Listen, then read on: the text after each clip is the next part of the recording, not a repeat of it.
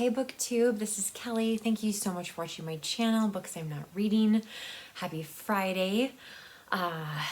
If you're fortunate enough to have the weekend off, I actually do have the weekend at home, and I have some videos that I've been desperately wanting to make, and so I hope I have time to do that. I also really need to do some weeding because I would like some of my plants to bloom and thrive, and the weeds always win. I've been just a little bit frustrated with life lately. I think, I don't know, I feel like there are things that I want to do and things that I have to do. You know, I have to pay the bills. I'm not complaining about being an adult or anything like that, but I sometimes trying to find the balance between doing the things that you love and the things that you are responsible for, which just comes with, you know, like I'm super fortunate that I own a house. It's a lot of work to take care of a house, even when you specifically try to buy the house with the smallest yard you can possibly find.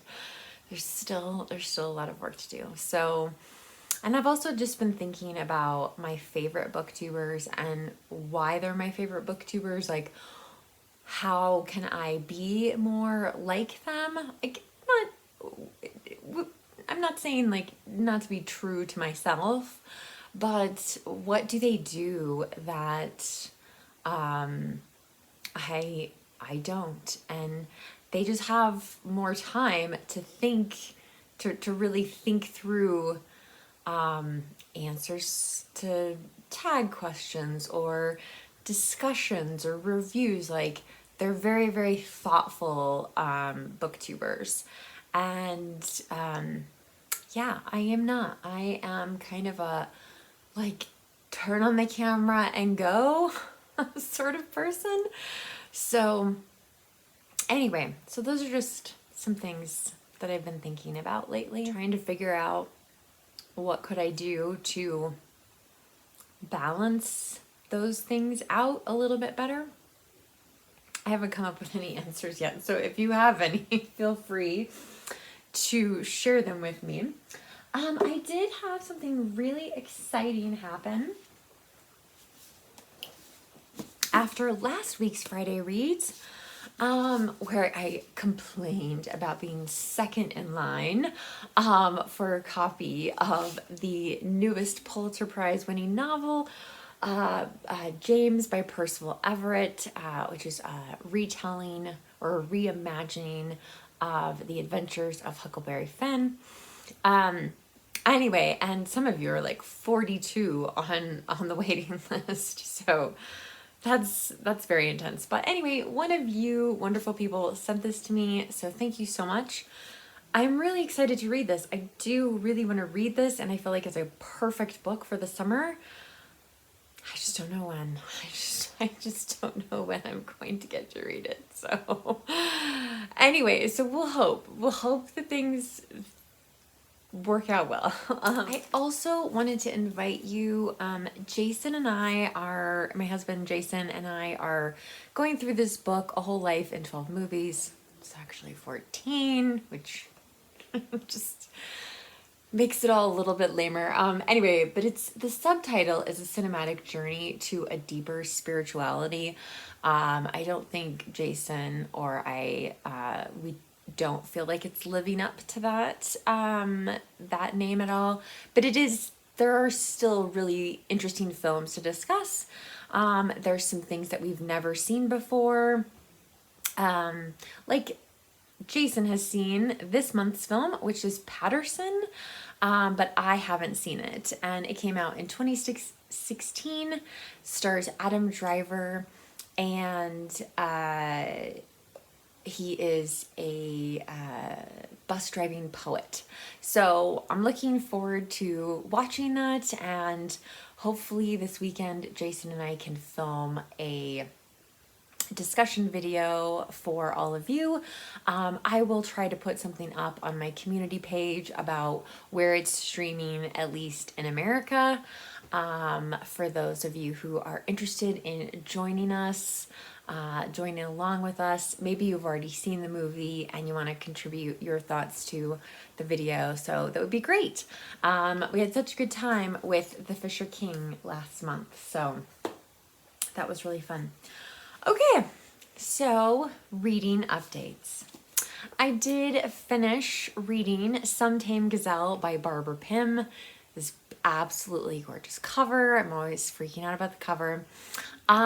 This is about two sisters, Belinda and Harriet, and their life in a rural English village. This is a little bit of Anthony Trollope, a little bit of Miss Reed, with a dose of kind of, I feel like anger is too strong of a word. Maybe resentment, bitterness, melancholy, like those things are all mixed in, but there's so much humor. And I think the only reason why I ended up getting the humor in this book is because I read it with Jo Smith, who is British. I called her an ex-Brit in a previous video, and I was told not to say that. So anyway, Jo lives in America, but she is British. And she just pointed out all of these things to me that I had not recognized as for the humorous value that there were. Now, there is one scene where someone is hiding in a bush, and I mean, Barbara Pym writes it so well. It was absolutely fantastic. So didn't need any help there with the humor, but nonetheless, like, this is a really, really fantastic book. I told Jo that I felt like Barbara Pym could have written more books about these two sisters who are so different, and could have gone back in time or gone forward. So yeah, it's really interesting. Now, I will say, it depends on, like, my recommendation of this book is, it depends on what you really love in a book. So if you're looking for something that's really plot driven, this is not necessarily, you know, I have a lot of questions still about, like, things that happen before this book begins, things that happen after this book ends. Like, there's still things I want to know, which is why I think she could have made it into a series if she'd wanted to. Yeah, so it's really more about characters, because even though it's this rural English village and there really aren't very many characters in this book, each character is drawn so specific to them that you never get confused. Their clothes say so much about them, their hobbies, what their expectations are, and those expectations also have to do with, like, there's still class, even though it's just a rural English village. It's really about the characters and not so much about, like, not a ton of stuff happens in this book, I guess is what I'm trying to say. But it's still so excellent. So I really, really recommend this book. And I was always wanting to pick it up and return to it. I always wanted to go back and, like, see what was going to happen. This could be one of the best books I read this year. It's definitely possible. Now for a book that I continue to struggle with, which is from my own read-along, the Robinson read-along. We are reading Jack this month by Marilynne Robinson. I finally reached the 100-page mark, so 200 pages left. And I think in June, I may make a video about like lessons learned from hosting a read along of books that you have not read all the books. That's a lesson. There's some technology lessons in there as well. But anyway, so Jack, and I mean, I will still make a full review video of this, and I will still have it done somehow, some way by the end of the month. But I just, I finally broke away from a particular scene. But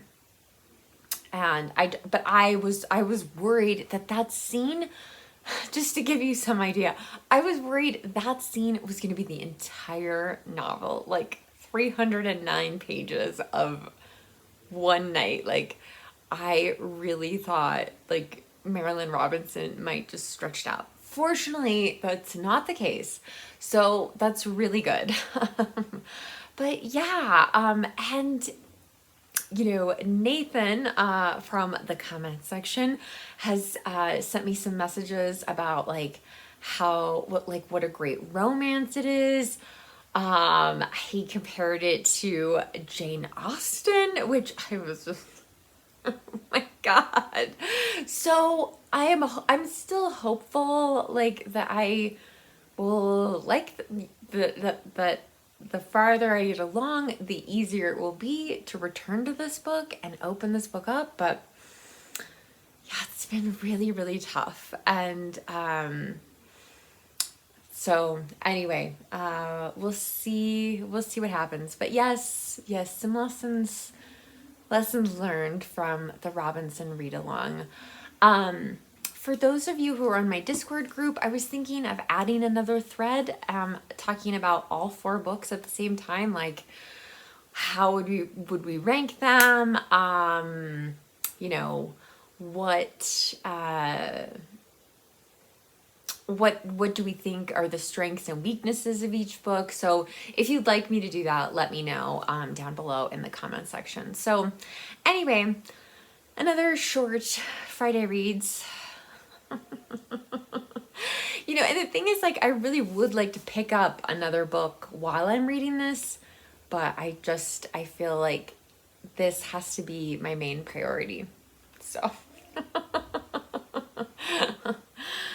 we'll see how it goes. But anyway, I'd love to hear what you're reading, what's going on in your world right now.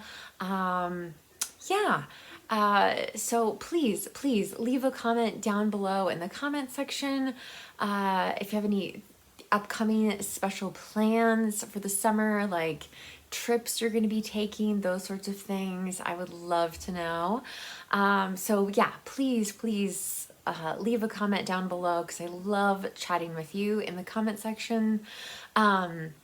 If you don't feel comfortable leaving a comment, you can leave an emoji, you can give this video a thumbs up, and of course, if you haven't already, you can subscribe. So, thank you so much for watching Booktube. I love chatting with you every week. It means so much to me. Anyway, I'll let it go there, but Booktube, remember to be kind to yourself, be kind to others, and I'll be back soon with another video. Bye.